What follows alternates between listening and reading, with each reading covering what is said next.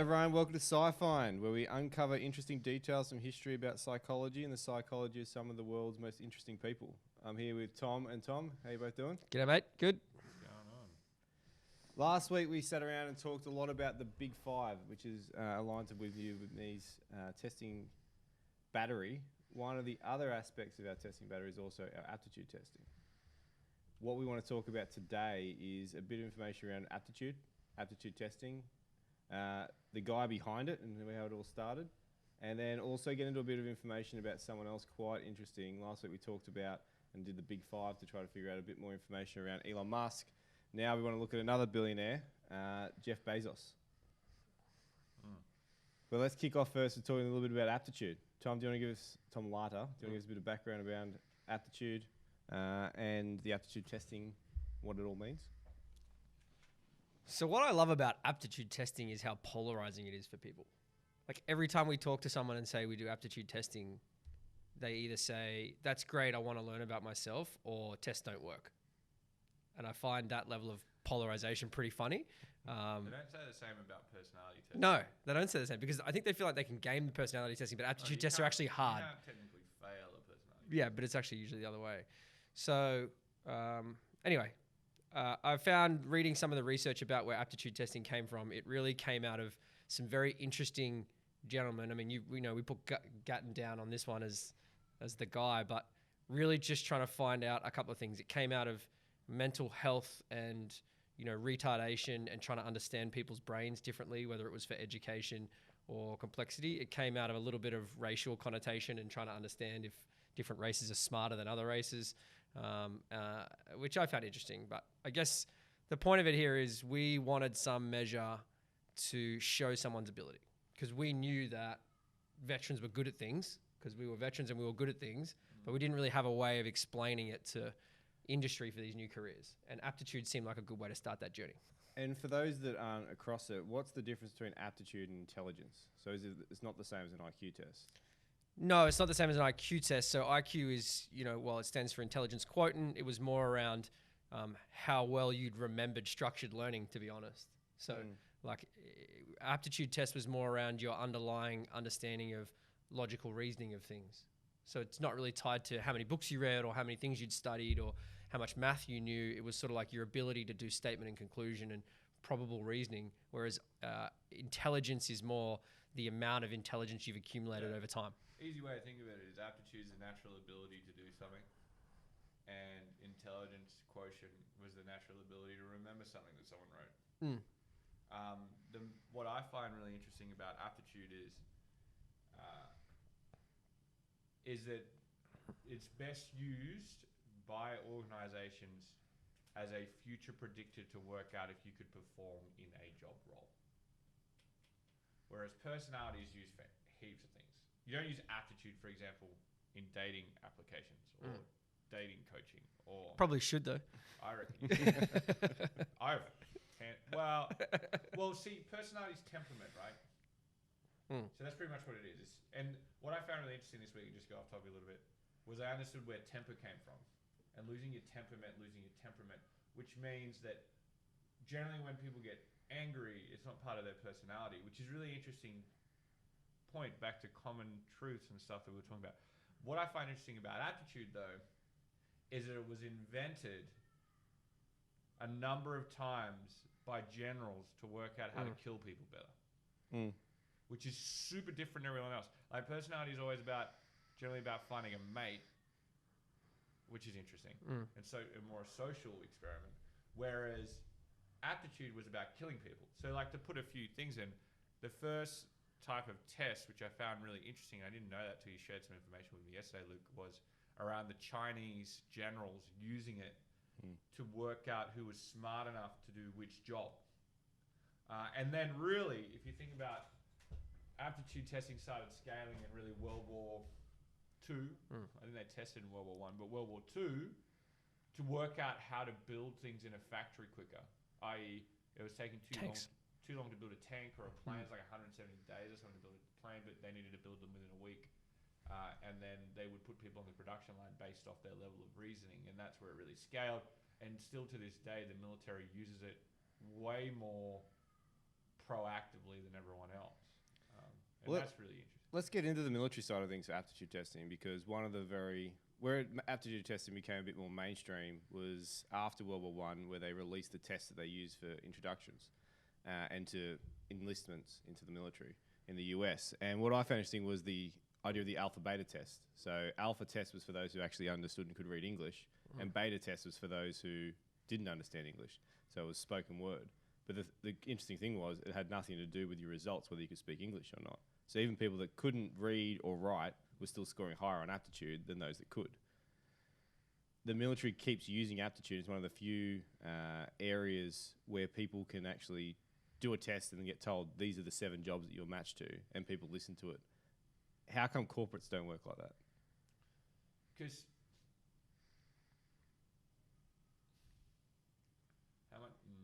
it's about game theory. The military is playing an infinite game, which means we never know. Like a really, really interesting way of putting it is, let's say you're playing. Let's say there could be a champion. There could be the Olympics every year. You don't know what year it's coming, but it's going to come.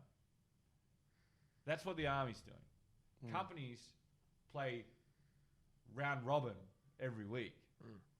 The difference is if you're constantly preparing for an event that never occurs, but if it does occur, it could be substantially different to what you prepared for, then you are going to be infinitely, well, I don't even say infinitely, I think you are going to be, you're going to have more time available to focus on what you really are, which is what the Army does. So, when I say Army, I mean military. The military has more time to focus on its people than companies. So that's an interesting way of putting it about it. Because they're not worried about winning each year. They're worrying about winning when they have to win. And I think under the guise of having to do extraordinary things, sometimes they're allowed to do a little bit more in their selection than what companies are. Yes, which has changed the perception. Which is an interesting point. The second point, though, is at the end of the day, even if you build a drone, it's still built by a human. If you have better knights, you will likely win the war, right? So that hasn't been lost in warfighting. And then to Tom's point, the military has rules that other organizations don't have, i.e. the simple equation that, rough men stand ready in the night to deal with the horrors that come, or there is a whole mythology around, I don't know, there's a whole sort of psyche around, well, it's the Army, you're doing it for this reason, it's a noble cause. If it's a noble cause, that means you could be put through more strenuous circumstances, and the notation of sacrifice is noble rather than sacrificing companies is poor. So you don't meet a sacrificial business person often. You'll meet a lot of them in the Army, to the point where, well, we know we shouldn't be working out 5 hours a day, but I know that I'm only probably going to last 6 years, so I'm still going to do it anyway, because if that war happens in 6 years, I want to do my job to my best of my ability because that's what I signed up for. Or the second layer of it is, because if I don't, and I'm not the fittest, then I could let someone around me down. And that also equates to, if they let someone around me down, the army lets the country down, the country doesn't have any defenses, the community falls apart. So this is interesting. I was thinking about this where it fits between the personality and aptitude thing, because obviously the military performs better because there's trust. They do it in the psychological interview. Yeah. They don't do a test, which I found interesting. Which scares me a little bit. Yeah, because how subjective is it? Yeah, that's what really scares me about it. Whereas so both of you in the military, you all went through that process. What's it like? The testing or the military? The testing. Well, I thought the military's testing covered the smartest people in the world. The testing definitely does what aptitude is supposed to do, i.e. you would be able to be trained in and perform well in these core categories. Super personalized, right? Yeah. So what I mean personalized, it's concentrated. When I went and did aptitude testing for the intelligence community, I worked out that the hardest questions in the Army test were the first 3 in the intelligence test for human intelligence officers. So, think of Jason Bourne somewhat. Those tests were fucking insane. So what I'm saying is, they've literally, the point I'm making of it is, it's not the hardest aptitude test out there. But it's a benchmark and it but works. it's benchmarked within the roles that it has, and that's pretty interesting. And then how does that work when you, in relation to WithYouWithMe's testing? Because I know, Tom, when we first sat down and came up with the idea of the military transition, we looked at a testing model that was really based on what the military does. How have you taken, what parts of the military testing have you taken and adapted to the WithYouWithMe test? I don't know. Honestly, I don't know how the test works. I don't, and this is what I can't put my finger on. My assessment of their test is it's more strongly focused on logical, numerical, spatial, and mechanical reasoning. And what does that mean? It means that if you think about it, you're operating a tool, generally in the army, or you're organizing tools to get to someone who operates a tool. That means that there's not many people you would consider thinkers or artists or... So the key difference in our testing versus them is that we take in a much wider spectrum of human skills that could be applied. What I find really interesting about our testing is the adoption of it and how people get involved with it, because we are looking at military people who've been through this process before. I think it is very applicable to people outside the military, but it's a bit more foreign to them around, I'm going to tell you what you're good at, and then you're going to have these types of careers that you can transition into. I just think companies haven't been allowed to do it. Pretty much every conversation I have with a company, they're like, oh, we've always wanted to hire off ability. That's usually the term they use. Like, ability, that makes perfect sense. But I don't think they've actually just been allowed to do it. Well, they haven't asked. Ethics gets in the way. Well, here's what I found interesting when we started doing aptitude testing. All right? This is what they complete the test. Yeah. I can't complete the test. Yeah. It's pretty interesting. It's an hour. It's an hour. Like, it's 45 minutes to an hour. It used to be an hour and a half. Yeah. But they still completed it. One of the biggest challenges I thought we'd have to do when we started testing businesses was to convince their employees to complete the test. Yeah. And you know what? That hasn't been a friction point that's come available. And I can't work out if they've never done aptitude testing. So they've only ever done personality testing, which means that it's a little bit silly. And you can't argue with aptitude testing. Well, the first big... To your point about polarization, you can't argue with it. But they don't argue with it because they get all the tests. And the other thing that we worked out that companies did was they never told you your results. And we're like, well, here's your results. Straight away. Yeah. Well, that was the thing. I remember the first big civilian test we did was in a major government department. And it was about 500 people that we tested. That was about half of the department. The other half were all contractors, so we couldn't test them. And all the contractors were running around asking whether they could do the test or not, because everyone else was talking about, oh, I got this result, I got that result, this is my personality test. And everyone's getting jealous about it. We're like, well, we didn't expect that to happen at all. No, it's... yeah. I think one of the momentous points for when we changed it from test to discovery changed the whole sort of... What I liked about that is it pissed me off. So simple. We knew that, but we just didn't think it was real. So that's the language of what you say to people. You don't say test. We didn't call it a test. We said discover yourself. You discover your aptitude. It's better than test your aptitude. It implies it. So and what's interesting is we said test, but we didn't believe in that methodology anyway.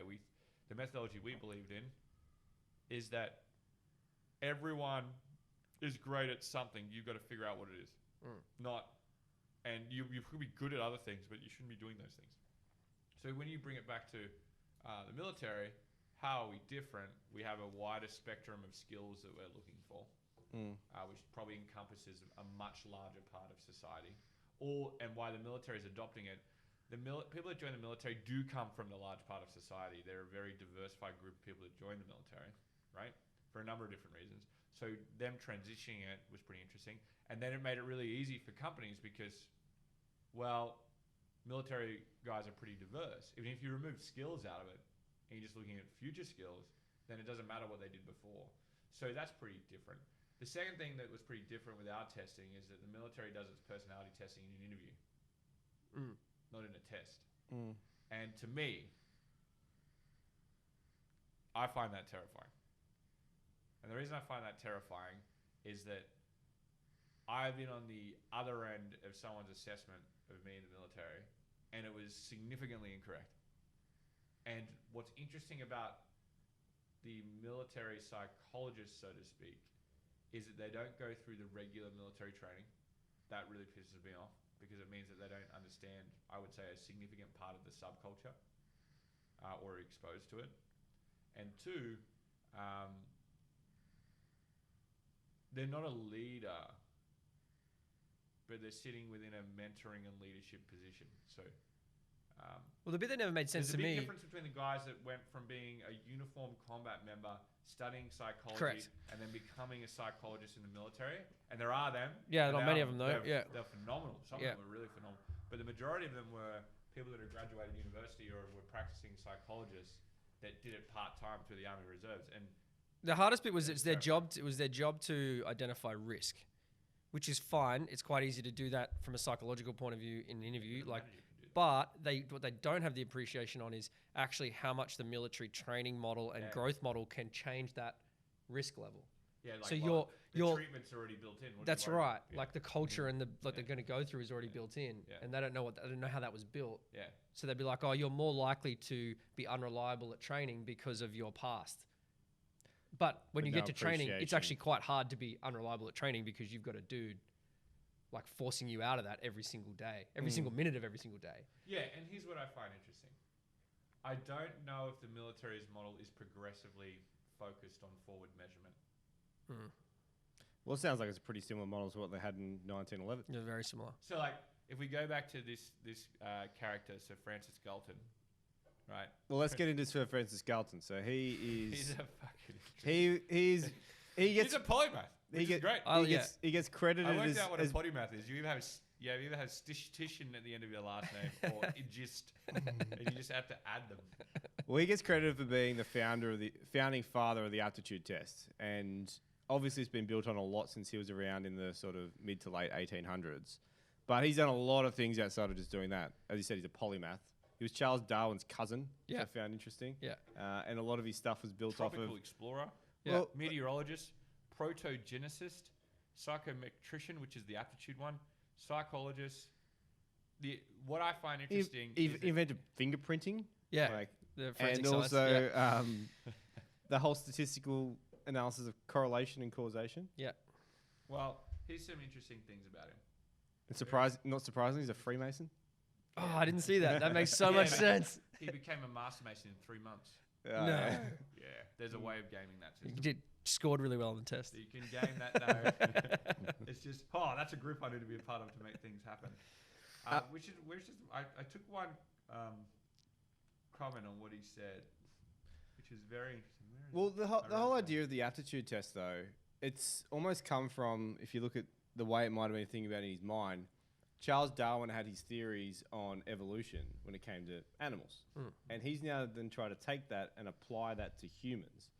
And that was where the whole idea of eugenics came about, which is essentially how do you create a better race of individuals who are going to continue to be bred in a way where you're going to have more and more intelligent people.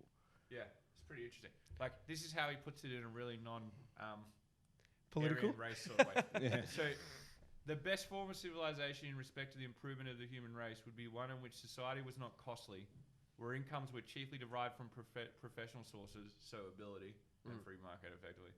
Not much through inheritance, where every lad, so I like the British, had a chance of showing his abilities if he was highly gifted, and it wasn't because I'm favouring men, more so he said lad in his fucking thesis, was enabled to achieve a first-class education and entrance into professional life by the liberal help of his exhibitions and scholarships, which he gained in his early youth, and this is all one sentence, where marriage was held in a high honour as in ancient Jewish times, where the pride of the race was encouraged. Of course, I do not refer to the nonsensical sentiment of the present day that it goes under that name. So he's actually saying, and this is what I think he means by all of this, where the weak could welcome and refuge in celebrate monasteries and sisterhoods, which is pretty brutal. Lastly, where the better sort of immigrants and refugees from other lands were invited and welcomed, and their descendants naturalized. What I think he means... Basically, What I think this guy actually means, because he says, the line that I found really interesting when I read this, because if you read his eugenics, it's all about working out if hereditary relationships produce stronger offspring, right? Mm-hmm. That's what he really means. And naturally, if people are living a good life, they'll pair with people that enhance their offspring. What it reads like, though, is if you're weak, we send you to church because the church can look after you, which is probably something at the time. And what I found really interesting is that refugees in other lands were invited and welcomed. And I don't think... Only the good ones. He kind of says we should be able to assess the ability. I think that's a little bit of a a British thing. Yeah, that's probably true. Probably from Colonial. honestly being the global empire at the time. But what I think, and I'll put the bullshit aside. What I think is really interesting in what he's saying is that if the system is working at its most optimum capacity, people will self-select jobs that are effective if they don't have an advantage. And they should work out their strengths and pick someone to partner with in order to enhance their strengths of their offspring. That's insane. Like, the level of thought that was put into that, although he could be wrong or right, is against me. But for me, it's like, you can produce the next generation smarter. Let's come back to the class thing, right? Right. If it's like the generational wealth scenario. First parent works their ass off, gets to a slider level. Second parent works their ass off, so son works their ass off, gets to a slightly higher level. That son's now got you in the middle class, the second one, right? You're in upper middle class, you can pay for your kid's education. If they're smart, that kid will start a company. That kid will then run a company. His offspring will then run a company because they realize how hard it was. And then the fifth one ruins it. They reckon it's the third. I reckon it's the fifth. Because if you actually go up through the classes, that's what happens. And I can tolerate back to my family. But what I found really interesting was he was uniquely inspired by finding out how to measure strengths. So I think what he brought was not the fact that he did it right. I think what he brought was the fact that we should measure strengths. And they sit in unique places of society, but we also, what I think he also says, based off not him actually saying it, but him saying what he said, is that we should understand that if you do this and you do it well, it's actually extremely powerful. And that's a different concept to, I think, how people took aptitude testing for the next sort of 50 years, because it wasn't focused on strengths. Oh yeah, no, they took it as risk. It was very much focused on those with mental disabilities and how do you identify flaws. So often they were just ignoring high results and focusing on weak results. Classic administrator. Versus an inventor. He's like, how do we use testing and measurement to create a utopia? And although this reads as his utopia, if you look at his past, right, why would you want to be an anthropologist, a tropical explorer, a geographer, an inventor, a meteorologist? It's someone that is significantly open to experience. So you take what his terms and saying, if you use measurement testing at the right points of time within someone's life, anyone can create a utopia society anywhere, and this is my version of it. We then went into, all right, how do we lower risk of people that we're hiring and what's wrong with people? And then we went into the organization where it found aptitude testing, found product market fit, which was, how do we hire the right people to do the right job the fastest so we can field an army the fastest? So if we field an army the fastest, we can kill faster. That's where it's at. Where our company's at, it's like, well, I'd like to think it's at, and which is why, although Sir Francis might be wrong in some other areas, every innovator that's first is wrong in a lot of areas, is how can I help you find the best career so you can create a personal utopia? So the difference is, we're not trying to work out what's wrong or how quickly you can do something. We're trying to work out how you can discover yourself.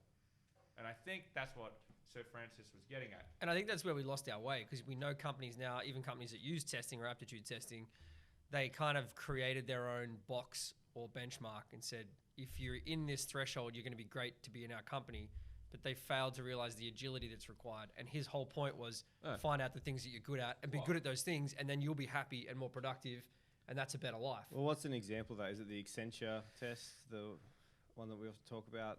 Well, I mean, I didn't need the Accenture test. We can talk about us.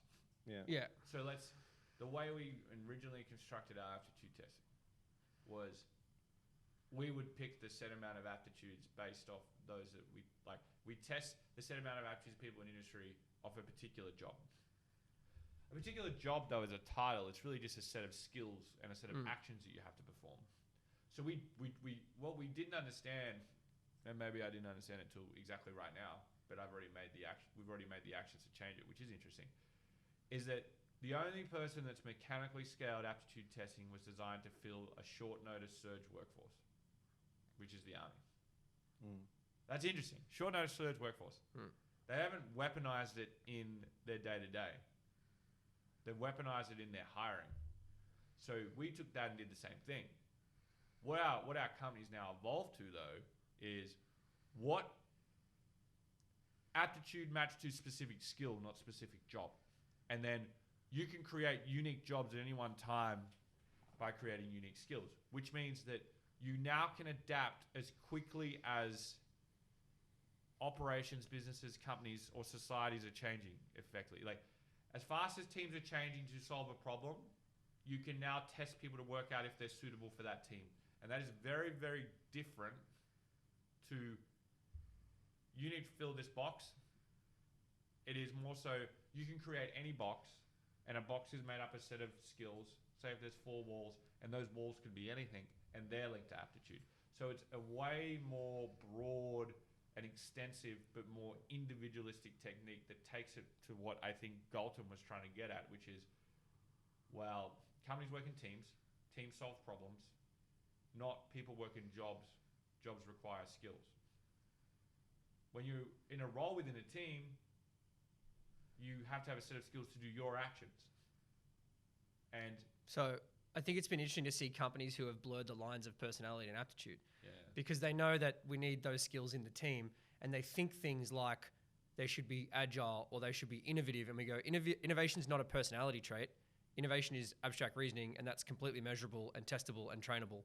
Use abstract reasoning as your measure, not this idea of a behavioral interview to find innovative people. well, I think where we got across it is that we realized that the way that companies were using testing was taking what the US employment service did, which was to lower risk of people on unemployment benefits. So they were using testing.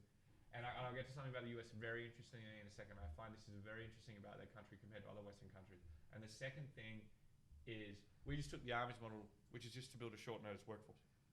A workforce in 80 days that can do extraordinary things. There's a lot of quantum in it, but what companies need is a workforce that's enduring, that's constantly adapting. And what we've done with aptitude testing is take it from match to role to match to skill. And then you can create any job you want with any amount of skills.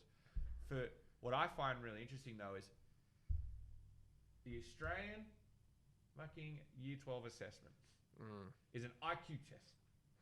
It's comprehension of what you've learned. There's a lot of power in understanding, though, and I don't want this to underestimate, how well read someone is. All right? And there's a lot of power in creating a good writer. Right? So schools don't make you well read, though. That's not the point you're making. Yeah, but that's what it's like. The way the test is designed, it's supposed to make you well read. And if we assess it in the way it's meant to be assessed, you would get well read thinkers who are rewarded. But we don't, because it's too hard to scale that sort of assessment. You would need other people who are well read going, oh, that's an interesting point. You would almost need university professors to mark Year 12 assessments, right? In the way that university professors are supposed to be, not the way that I would generally say they are. Right? So let's take that aside. The Americans, though, because of their employment testing, integrated aptitude testing into their high school graduation, not comprehension. So what does that look like in practicality? It means they do aptitude testing, not IQ testing. So they don't, which is what's really interesting. I didn't know that. Yeah. That's what the SATs are. They study to do an aptitude test. They don't study based off what they've learned. So, which makes sense, because I feel like we've built our tests to validate the educational system, not help someone progress. Well, they're some of the best bankers in the world. So let's sort of analyze why the Americans are different. The Americans have had a cultural melting pot 300 to 100 years ago. So they've dealt with everything that everyone else has dealt with already. They've already advanced past that. Then what they did was become bankers and funded the world's wars. And then, so they're entrepreneurs. Then they became, investment bankers and became super transactional on data. Were the first to pioneer data, and this gets to Bezos. And this is why I think Bezos is very, very smart. He's a data guy, 100%. And there's reasons why he's a data guy. And there's reasons why in his journey he's a data guy. But what I find really, really interesting about the US is that they don't do aptitude testing to lower risk when they leave Year 12. They do aptitude testing to work out what journey they get in their country, because their country was about a journey. And the second thing I find really interesting about it is where they now sit in the world and how they think about and how they communicate, right? 100% low context culture. 100% have been able to scale scientists and engineers to service companies. That is insane. They're two different types of people. You've got administrators with scientists and engineers. Doesn't work. One thing they used to do really well, and I don't know if they'll continue to do it, is that the west coast of the country was always about art. And it's drowning. Because the east, or wherever the money sits, it doesn't care. So they haven't been able to scale artists at the speed that they've been able to scale analysts, administrators, engineers, and scientists. And the reason I think it is, and the fucking 100% the reason I think it is this. And it gets to Bezos' point on how I think this end will link in. When you do aptitude assessments, no one is assessing creativity properly in them. They're assessing the immediate next step. There is no immediate next step for a creative person. There's a bunch It's just doors. There's a bunch of systemic fumbles in a number of areas, and one of your legs might be going in different areas. So if you think about it, the US administration system benefits someone like my partner, super conscientious, slightly disagreeable, 0% neuroticism, high openness to experience, somewhat extroverted, female,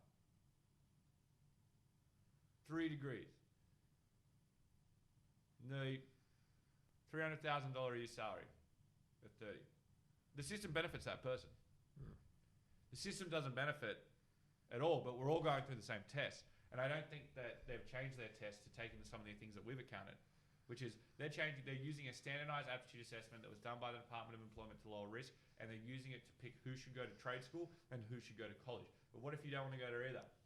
And what's happening is most of them And the market's changed. Well, what happened was people started studying for the test, so then more people went to college. Well, this comes back to the point, though, because the idea, can you actually study to improve your aptitude? Yeah. You say, no. You can say to improve your test result. Yeah. Who says it's proving your test result? I don't think it is. Yeah. Like, if my test result is low because I have a low attention span. Because that was one of... Like, you can see it. Like, Sir Galton, he was the one who invented the phrase nature versus nurture. And he did a whole study into highbrow people. That whole family was about that, man. Yeah. Well, what I find interesting is that it's not the right question. Yeah. Going on the journey of studying to try and improve yourself will improve your life and outcome. It doesn't really matter whether it improves your aptitude score. Yeah. But most people don't go on the journey at all. Yeah. Yeah, but then colleges don't measure on what your journey is. They measure what your test result is. Yeah. Well, it's the same point, right? What if you study for an aptitude test, all right, and the only thing you should be studying is how to read, right? If you study for an aptitude test to purposely beat it, you're doing yourself a disservice, like someone who spends money in a quarter but then reports it the second quarter in a business. It's not an accurate representation of the point in time, nor are you using it for what it's designed for, which is to identify your strengths. So what I think's happening in the US at scale is that college is a more interesting journey because universities are technically more fun than trade school. And people that originally were supposed to go to trade school or into the arts are now experiencing it at university, and they're getting into them because they're getting told to beat the test rather than just doing the test. Well, the one thing I find interesting about US colleges is because there is such a demand to get into those top Ivy League schools, people try to differentiate themselves in different ways. So now you basically can't get in unless you learn a musical instrument, unless you do some volunteerism. That's just like competitive. But the thing is, you're probably going to learn more from learning a musical instrument and doing volunteerism than you are from doing a test. I'll put it a different way. There's a great book by a guy called Dan Kahneman called Thinking Fast and Slow. And if you wanted to improve your test results, you actually don't need to study to be smarter. You just need to wake your brain up. So Dan talks about two parts of the brain. He says you have part one. Speaking about being awake. It's like the Matrix. He's like, part one is your conscious brain that's always awake doing all the things, but it's actually super lazy. And it works off patterns, not off thinking analytically. 2 is asleep because it takes more effort and your brain consumes a lot of energy. So you actually have to get system 2 turned on to answer the questions. One way to get system 2 turned on more naturally is do more abstract problem solving. So I taught myself to turn my number 2 brain on faster by just doing really complex riddles and problems. So actually, if you did lots of that and then did your aptitude test, you'd probably do better. You didn't get any smarter. You just used the right part of your brain. Now, people don't realize that.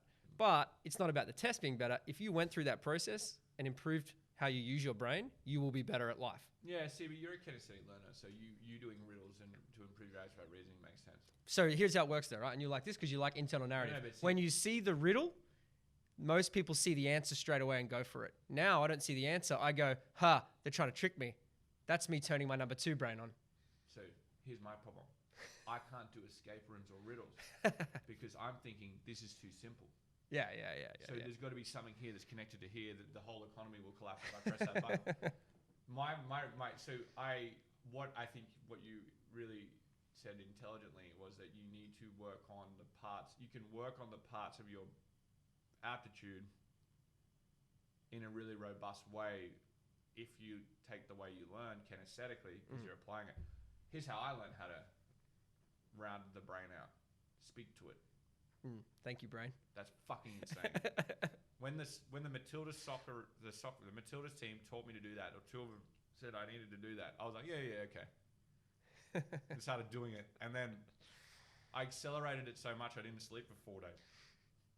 My brain had too much activity. It would just keep sending me ideas, and I stopped doing it because it was terrifying. But I know that you can do it. The internal dialogue for me, because I learn linguistically and I learn by discussing things, means that if I want to understand how to explain something, which is a lot harder for me logically, and if you guys probably see it in my journey, I've gotten a lot better at explaining things that are significantly complex or reinforcing it, that I have to explain it to myself in a logical manner. And it's been pretty interesting. But I want to go back to the point about Americans and their journeys and how they adopt data way more effectively. And look, so what I would say is you're doing aptitude testing at the end of high school as a society. Even if their application of it's wrong, it's still way further ahead than everyone else. Like eons ahead of everyone else. And they're doing it because they're a low context culture. What do I mean by that? You're either A or B, baby. Like you're either A or B.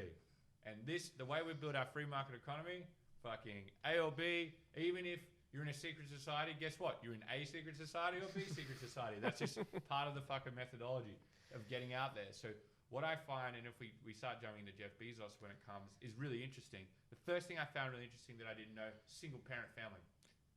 Jeff Bezos. Yeah. So yeah, let's switch it over now. So we're going to talk about Jeff Bezos and what his personality, his aptitude, and then we're going to build out his big 5. So let's talk about a bit of background. So he was a single parent. His mother was 17 when she had him. Yeah, this is what I find very. And then married another guy whose name was Bezos, and that's how he's actually taken it up. So it's his stepfather's name that he's actually taken on there. Yeah, so there's significant changes in psychology. All right, we said this last week. There is significant problems. There's almost, you can never come back from a fragment of mother relationship. You can be slightly upended via a poor father relationship. So due to pain at a young age that he's witnessed, his developmental level in his brain is much smarter than it would have been at anyone else's age. I reckon he would have had a natural ability and aptitude, but that event really changed. Those events really changed the guy. This is why I think I know why. And I didn't know this until I read all the other history that I hadn't seen before. Guy gets into Princeton, right? Generally low socioeconomic family. You can't get into these Salsa schools. Good luck. They might pick 1 out of 100 that's the type of someone Jeff Bezos is versus 99 legacy people, right? That are still as smart as Bezos, by the way. So you're talking about, and if you've ever listened to the guy speak, he's a bit of he's not really charming. So it's not like he's not like Didn't snooze his way in. He's not like Marduk with the charming tongue. Like he can't say magic words. Yeah. One thing you'll notice about Bezos compared to Musk or Bezos isn't a marketer, a traditional showman marketer, whereas Jobs, like the best thing you've ever seen is when Bill Gates thought that he should be a showman marketer like Jobs was, because he was probably listening to stupid McKinsey consultants, and that's what he should do. And he tried to replicate him when really it was just a part of who he was. So he couldn't have he couldn't have talked his way into Princeton, is the first point. And then the second thing is he leaves Princeton. And then he joins a fucking fintech in like 19... 80 something. Super high risk. Like super high risk, and goes, you know what? There's something in finance technology, right? Or there's something in technology. So the guy's already an inventor or an entrepreneur, or maybe the second or third guy in the company, right? Hands down at this point, I think he's an analyst. Like he's studying everything though, and he probably would have only just studied science stuff until like that family breakdown has caused him to study everything. What I find really interesting though is he works out something that me and you have worked out. The game's rigged. What does the game's rigged mean? It means that, not really, no one just ever tells you that it costs a lot of money to do technology stuff. And it doesn't really, functionally. But when you look at the other layers of it, being talent, being ideas, being patents, being governance, you need a lot more money than you do when it probably you could be invented in your garage with 3 other dudes, right? So then he goes, I'm going to go into banking. That's where the money is. And this is how fucking... Well, obviously we need more money. So how does money really work? And this is why I think he's a full anthropologist, sort of analyst type guy. Because the fuck... And then he doesn't really launch his own business till he's 30. He goes from normal banking to doing tech product management to then hedge fund. So really it's like, well... If you think about it this way, I need to understand money because I now have worked out that listed companies can get away with a lot more, and that's how you should get as an entrepreneur. We've all spoken about this. The true test of an entrepreneur is getting it listed and getting it sustainable, and that's how you become a 20 to 50 year to 100 year business, right? And that's the sort of dream that this guy has. And then he goes, I'm going to be a hedge fund because guess what? Those guys, that's how I have one-on-one interaction with rich people, but I can have minute-by-minute success based off what I experiment. And if I experiment, I win big. I also understand who's going to fuck with me when I'm a listed company. Now, people might not think that he thought about that. I hands down believe that this guy did. I hands down believe that he's an experimenter and an analyst. And it all comes together with data. And you'll notice by how he runs his business that he doesn't do what the artistic entrepreneurs and founders do, which is significant over, like, him becoming the richest guy in the world and the second leading, like, return on investment CEO, which is how they highlight the best CEOs, which is fine for me. I guess I think that's the best metric because it takes into account everything, is in the most composed and relaxed way I've ever seen it done. Like, you think about it. Like it was just, he was just following the map. Yeah, yeah. He's worked out the map and he's just like, all right, paint by colors. Yeah. And you know what? How does this translate into his day? Oh, it probably works 5 hours. Starts the day at 10. Yeah. Like, waiting for the world to catch up, are you, Jeff? The point I'm trying to make. And he had no requirement to run this big IO marketing campaign at all. Just like, chilled out. Yeah. Right time, right place. Right time, right place. Right time, right place. Right time, right place. Right time, right place. Brutal. Yeah. Like, Well, apparently he spent a couple of millions of dollars and about 12 months testing in 2 markets. I think it was like Portland or somewhere else in the US, a whole advertising campaign in the early days of Amazon, and concluded at the end of it that it was in no way worth the money, so he just didn't advertise it. Yeah, exactly. It's exactly the point. Yeah. See, this is what he's an experimenter. So, you know, how would Steve Jobs take that? It's about the narrative, man. Yeah. Like we're changing, and so both are successful. Here's what though. Jobs and guys like Musk have significantly overextended and then come back. So they're super creative, but have learned to be organizers. This guy's an organizer. This guy's an experimenter, and this guy's an analyst. What I find significantly fascinating is that at what point did he realize that? And I think it was really early. Like, goes to Princeton. Okay. You're pretty smart, Jeff. You've probably gone to Princeton so you have no other smart people or people with money. That's how I would think about it. Because why else would you go? And then secondly, if you're going to go into a company anyway, then all right, now you're in a fintech company, which you probably met by someone at Princeton. And then you go into fucking bank. And then anyway, what I think his aptitude strengths are personality strengths. I'm not, that's And we'll go through his big 5 in a second. But so attitude, man, he's 100% significantly high in numerical reasoning. Yeah, I mean, I would have said that. He is, the way he experiments isn't someone that's got high abstract reasoning at all. 100% numerical reasoning. There's probably more high statement and conclusion. 100%. Well, yeah, really strong. Well, actually, I take that back. He's got really strong fluid intelligence, but probably poor verbal reasoning because he can't understand how marketing works properly. So he just be the market. Like that's his methodology. If I don't understand what marketing is, I'm just going to be the market for everyone else to market on, which is pretty interesting. I don't think he's ever really tried to solve a person's problem. Where Jobs was always focused on how do I make people happier. Muzz was like, what is his problem? Bezos was just like, What is it? yeah, exactly. How do I solve a business what's his problem? system problem? This is what I don't get. Mm. The one thing that I don't understand about this guy is what is he trying to achieve? And the second thing is, well, the experimentation of what he does means that he doesn't have, he's got to do little steps, so think of it this way. Software company can provide 100 times value. Rather than creating one and doubling down on it and then pivoting it, he's going to create 100, then back one that works. Whereas Jobs would just create one, right? So I think he has got super, super high spatial awareness, which is your ability to design. Really, really, really high numerical reasoning. Okay verbal reasoning, but probably less than average abstract. And I think it frustrates him that he has that. That is my read on it. And let me tell you why it frustrates him. One of the things I found really interesting when they looked at his personality traits, which a lot of them weren't, by the way, they were just fucking experiences. Yeah. Which is the whole point that we were discussing earlier. People don't understand what they're talking about. Yeah. Is that Jeff destroys competition. Which means that it's not good enough to be 99%. It's I've got to be 100%. Now, the way that the creative Musk or Jobs thought about it wasn't destroying competition.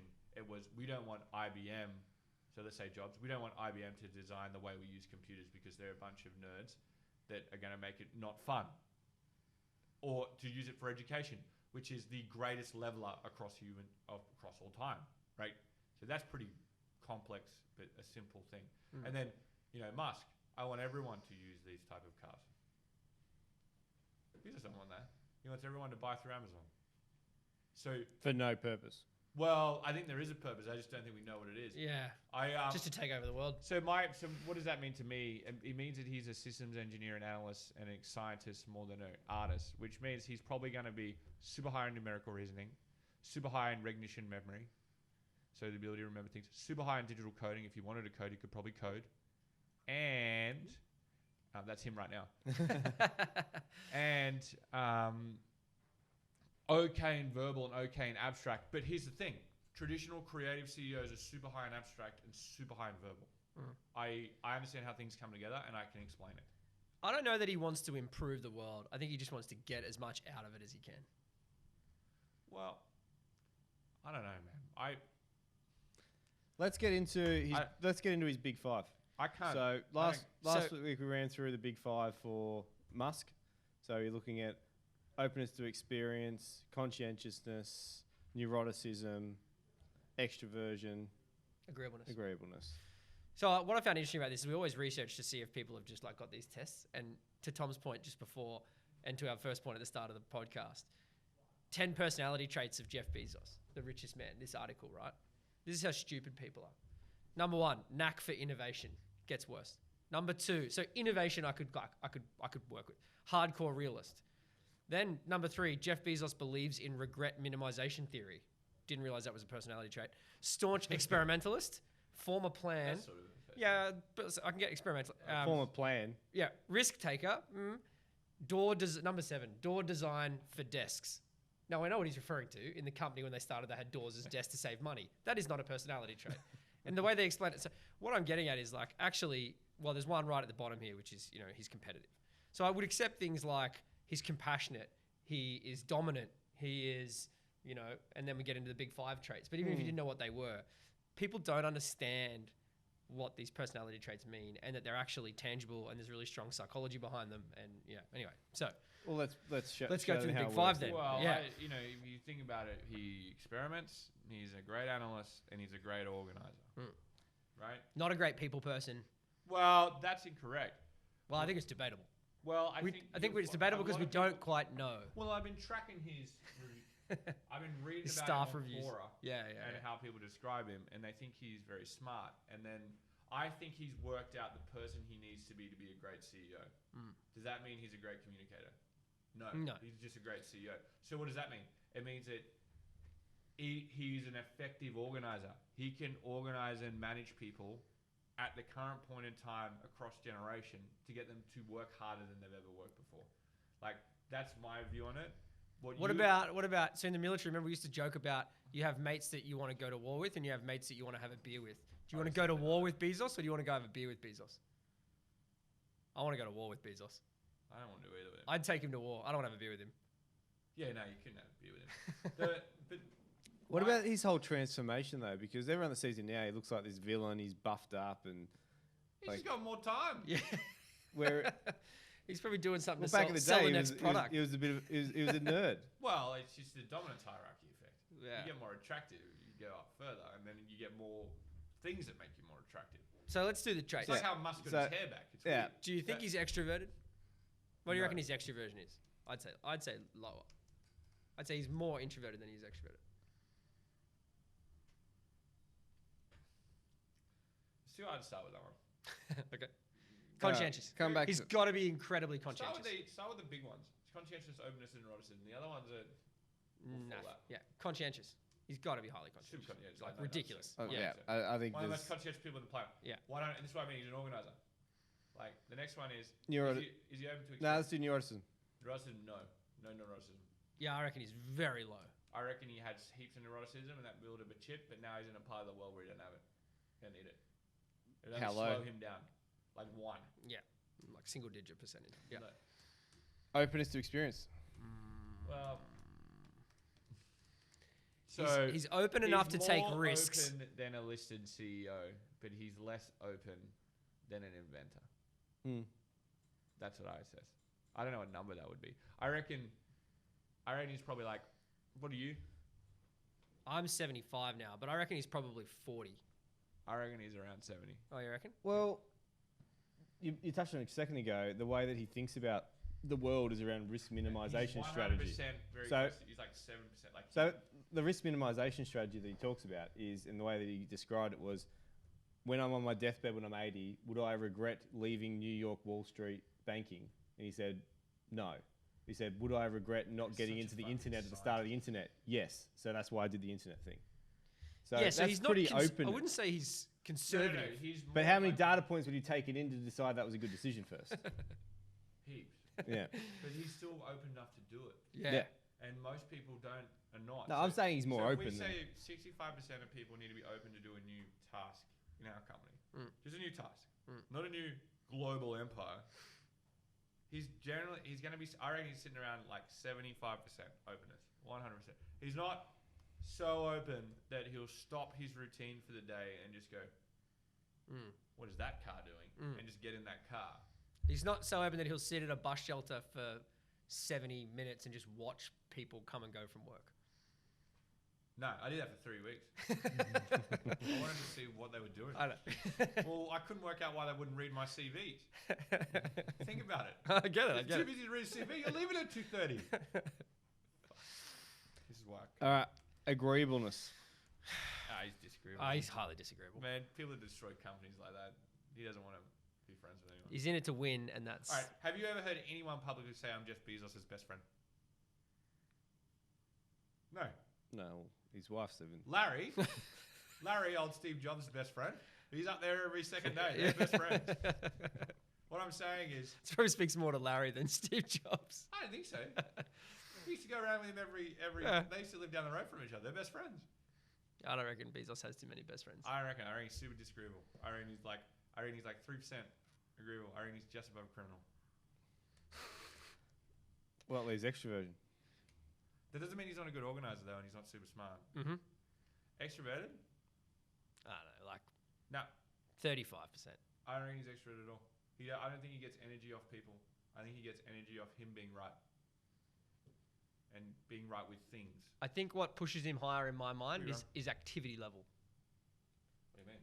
One of the traits for extroversion is your Remember, activity, there's a your difference, activity though, level. to his level of development. This guy is so developed. You reckon? Yeah. I couldn't figure it out. I was thinking about this last night. I don't reckon he's Yeah, highly he is. developed He or is. he's just really bloody smart. No, he's not. He's an ambitious, developed, listed CEO. How aware do you reckon he is? Very aware. That's the defining trait. How aware are you? Like, he's more aware that he knows that this is the speed I need to do this at. There are people that have been more aware of humanity, but have never realized, oh, I need to do it at this speed. Jobs didn't work it out. That's for why I 40 can't years. figure it out, because I think he's incredibly aware of the system, but how wide is his perspective? Doesn't matter. People are just part of the system. This is how smart it is. Like, that's what his perspective has transcended what this is my view, transcended normal human sociology and all about unit economics and engineering. No, it's an interesting idea. Yeah. And that's what he's backed. And that's what works for him.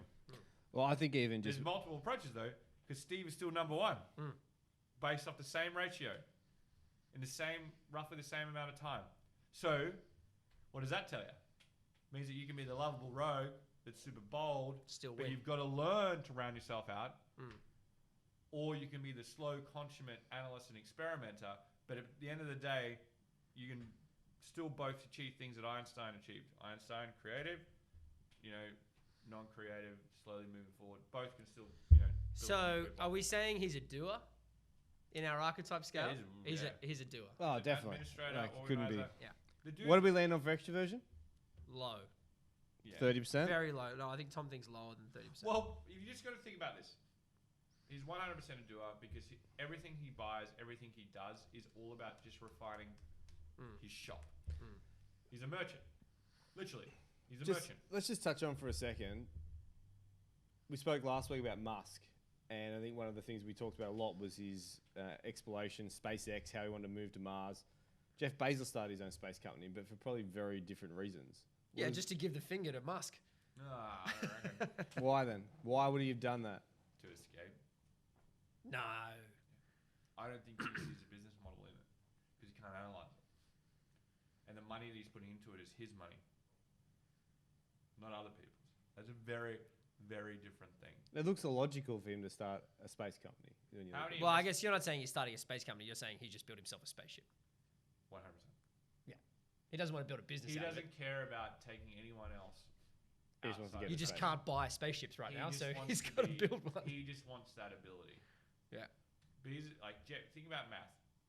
If you have made that much money off a simple merchant store, which is all it is, everything that comes around it makes it a better merchant store or attracts you to it. Like, for example, they're already pulling out a delivery. Fuck this is a shit business model. Yeah. Look at the fucking Post organization and why it's in government. Of course it's in government. Otherwise it won't get done. It's a common good. Yeah. But he's like, fuck this. Like, he still did it though, and he still wasted a lot of money. That's why, like, 100%, this guy was probably introverted as a child, had a pretty shitty upbringing, but it made him ambitious, so good on him. And he leapt forward on it rather than saying it was bad. And I reckon his development level is much higher, and he is just rolling out life better than anyone else could in the game of business. And the best way to think of him is he is the best merchant in the world. That's it. The second thing is, generally, if you look at the psychology of merchants, they always have toys. Why? Because they're good traders.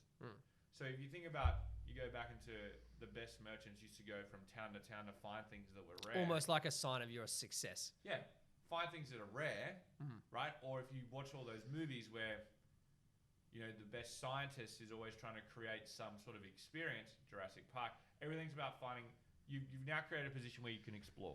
It's pretty solid logic. I'm guy the wants to best at explore. buying and selling things. Look at my spaceship. Yeah, Like, that's but like- then he wants to, think about this. This is where it gets another level. He wants to use that spaceship to put more goods that are more rare on his website. Musk isn't thinking like that. What Musk is thinking like, and this is the deep difference, there is an elemental truth to adventure. Humanity needs to continuously have a pathway to adventure. The ocean is boring. Otherwise, we would have already investigated it at scale. Let's face it. So, let's just look up rather than down, which probably has another thing about the ocean that most people. So, when you think about most exploring was about mountain climbing, and then it's up. Anyway. Which is funny because space has more similarities to the ocean. So the world's a dome. No one wants to go underneath it. Everyone wants to go above it. Right? That's not. Earth's my not idea. flat. That's what I pretty much said. But the point I'm trying to make is that's what you actually see, and the simple idea is that Musk wants to drive the human race forward, whereas I think Bezos wants to buy a ship to find more rare goods to sell. Or more people to sell them to. He's a gold rush guy. Maybe he's trying to build supply. Literally. It's and demand. .com. All right, I better get into this gold rush. That's pretty much what he fucking says. What I think is interesting, though, is I think he's way more developed just because of some of the things he's put into his company culture, right? Which makes him a great administrator and organizer. Warrior code of ethics. Customer-facing values. Product values. So I'm a merchant, but I create my own products. That's very interesting. That improves the whole way you do things. Like us, we're a trainer. We could be a facilitator, but we actually own our own products. It means that we understand your training better, or we own our own talent too, right? We own our own squads that deliver technology as much as you're hiring the same people. That's different again. The point is, though, is that's a significantly higher level of someone. Like, that's not an average CEO. That's not an average listed CEO. That's not even in the top % of the best listed CEOs. And that's why he's so close to Jobs as one of the best all time based off ROI for shareholders.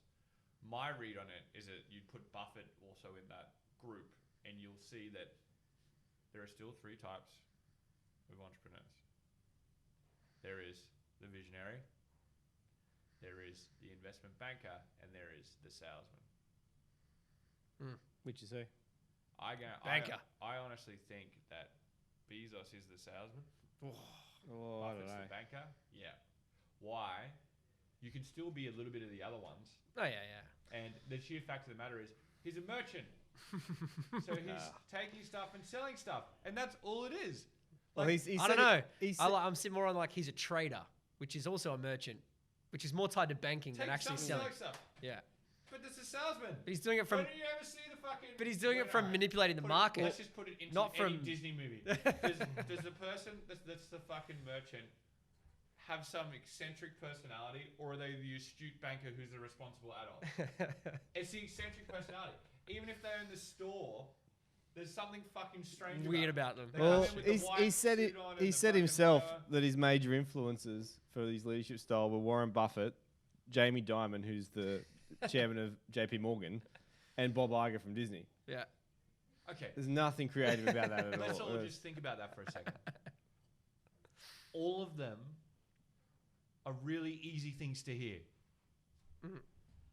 There was nothing confronting about what he just said. He said the safest possible answer to that question that you could ever fucking possibly say at this point in time. That's not his inspiration. I fucking do not believe it at all. Like, I reckon he's that good that he will go say something like that. Okay. Yeah, that must mean the data says the smartest thing for me to say right now is this. Yeah. I was like, they were all really, one was really good at brand and administration and acquisitions. One has been able to revolutionize a bank, which really is just get the staff to work harder. And the other one is just convincing people into partnerships. And that's why. That's how smart he is. Yeah. That is how smart he is. Oh, I'm going to, did he ever say, no, I really, really, really, really, really, really, really, really like this disruptive rebel warlord. And you know what? How is one of his statements step by step ferociously? That is not a normal CEO statement. That has been taken from, I think, the fucking Romans. That is a very well-read person, and he is 100% playing the game. All right, you realize that you need a media company. Media companies sprout truth. I'm an analyst. I'm going to look at the organization that's most well renowned for the truth, the Washington Post. It's also the most profitable. I'm going to buy it. Mine now. Yeah. And you know what's interesting? He's Turns there out every 2 weeks. every 2 weeks. What the fuck's he there for? What's he doing? He's administrating and organizing. That's what he's great at. That's what makes him smart. That's what makes him a great CEO, which means that if you're a creative CEO and your aptitude's different, you're going to undergo a lot more pain, but also realize, and I think Mark Cuban says this, very interesting. The reason you need to work so hard is that there's someone out there trying to beat you every day. As in, they're gonna bash you every day. That's why you need to work hard. And I think that if, say, you're first, your job, say you're first or you're second, but your whole vision is first, then you've got Bezos coming to take the lessons that you've learned and pump them. And what you'll notice as Jobs started doing product stuff, he stopped sharing a lot of shit. Like he started really out of nowhere, but never really and then they started doing projects that they would never launch. There's some very interesting things about all of that. But my read on it is when it comes to aptitude testing, low context cultures have really done it well. It's only ever been built for surge recruiting workforces. But the idea of strengths measurement and discovery is a unique part of the, I guess, elemental truth for people that want to understand. And what I think is really, really interesting is that Bezos knows what his strengths are. But he knows what his strengths are in the context of the world right now and the future world, which is very, very interesting and hard to fathom. But I think there can be way more Jeff Bezoses if you take aptitude testing the way it's meant to be, which is, this is what I'm great at, I need to double down on it. So if you think about it, he was so analytical that he's doubled down on understanding how the money market works, how technology works before launching a technology company, and how people buy in businesses. And he even worked out, well, I'm not going to sell to businesses because that's too hard. So, you know, I think if I round it out, I guess, and I can't wait till we talk about Alibaba and Jack Ma, because the business model is so similar, but the personalities are so different. Culture's different. Yeah, whole thing. Yeah. Anyway, so we'll get to that in future podcasts. But aptitude is incredibly important. That's why we use it. It predicts your ability to do future things. However, in isolation, it's not as great as it is when it's coupled with the other tests. And the easiest way I'll use to explain it as an analogy is the first thing we look at when we see an aptitude score that's low is how conscientious the person is, to see whether they just paid off the test. Yeah, 100%.